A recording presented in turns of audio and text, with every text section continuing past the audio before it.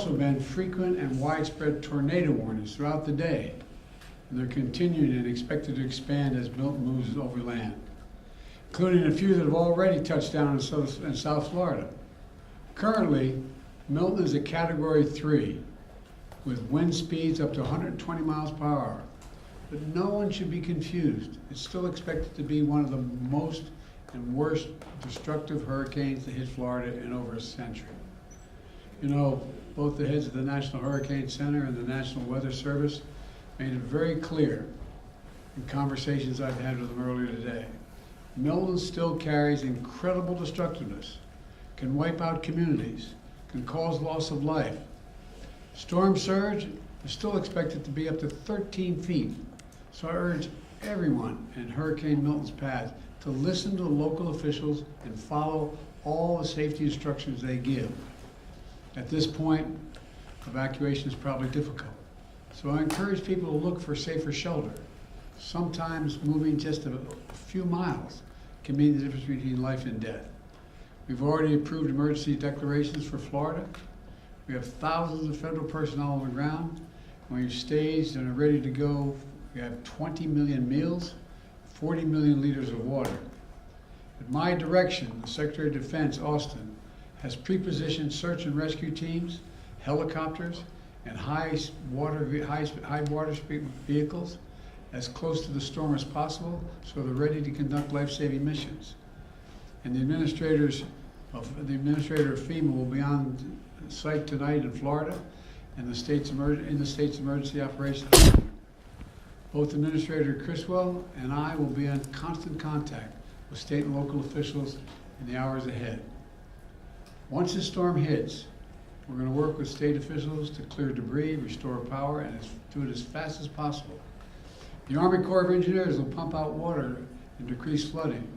We've already directed the Department of Defense to be ready to provide active duty service members to support Florida after the storm surge, if Governor DeSantis requests the help, which I expect he might. Just like we did in North Carolina. I have surged over 1,000 U.S. Coast Guard personnel to perform search and rescue missions and reopen the Port of Tampa as soon as possible. Now, I want to reiterate a point I made clear earlier today to the folks who have been impacted by Helene. This impact, and will be now impacted by Milton. Over the last few weeks, there's been reckless and irresponsible and relentless promotion of disinformation and outright lies about what's going on. It's undermining confidence in the people in Florida, and incredible rescue and recovery work that has been undertaken. Literally, there are thousands of fellow Americans who are putting their lives at stake and putting on the line to do the dangerous work that needs to be done now. And it's harmful to those who most need the help. Quite frankly, these lies are un-American, and there is simply no place for them. Not now, not ever. Former President Trump has led this onslaught of lies. Assertions have been made that property is being confiscated. It's simply not true.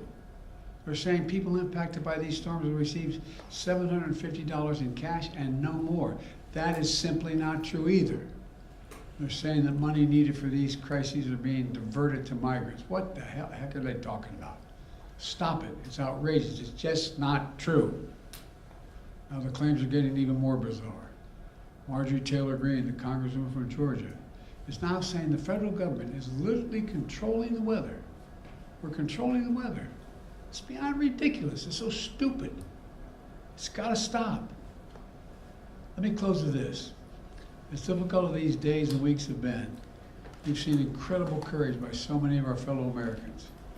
I want to thank all the first responders for running toward danger instead of away from it, for saving lives and making a difference. FEMA personnel risking their lives, climbing on hillsides to reach people cut off by Helene. Army National Guard flying through the gale wind force. It's amazing what they're doing. Firefighters lifting collapsed wood and metal in an attempt to see if there are survivors, any survivors under the debris, risking their lives. Coast Guard teams rappelling from helicopters to rescue people and risking their own lives. There are countless friends and neighbors who have sacrificed for the greater good. Volunteers leaving their own families behind to help search for someone else's family. Fellow Americans looking out for one another. That's America at its very best. That's who we are. So my final message tonight is to the people of Florida and all the impacted states. We've got your back. We've got your back. And Kamala and I will be there for as long as it takes to rescue, recover, and rebuild. May God bless you all, and may God protect those serving in the eye of this storm on behalf of our nation. Thank you. Why do you think Trump is spreading misinformation? Why do you think Trump is spreading misinformation? To President Putin during the height of the pandemic. Do you have a comment, sir? Why do you think Trump is? Un-American. Why do you think Trump is spreading misinformation? I don't know. I simply don't know. You can speculate, but I just find it. I've used the phrase more than I've used it ever in my whole career. Un-American. It's un-American. It's not who the hell we are. What are they talking about? Sir, have you considered calling him and asking him to stop doing that? To stop spreading this? Oh, come on. Mr. President, does Governor DeSantis need to take Vice President Harris's calls? All I can tell you is I'm talking to Governor DeSantis. He's been very gracious. He's thanked me for all we've done.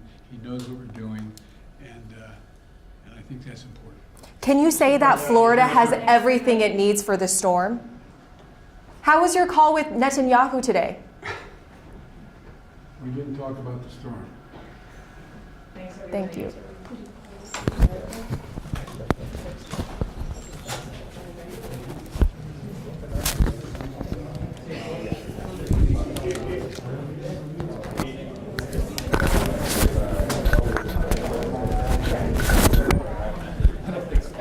You did, yeah. It's okay.